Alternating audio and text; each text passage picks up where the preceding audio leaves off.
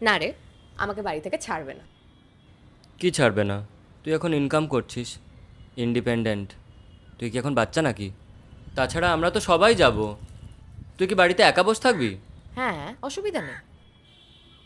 মানেটা কি? মানে আমার ভালোই লাগে বাড়িতে থাকতে। মাঝে মাঝে খুব আফসোস হয় জানিস। আফসোস? একটা সময় মা বাবার সাথে খুব খারাপ ব্যবহার করেছি।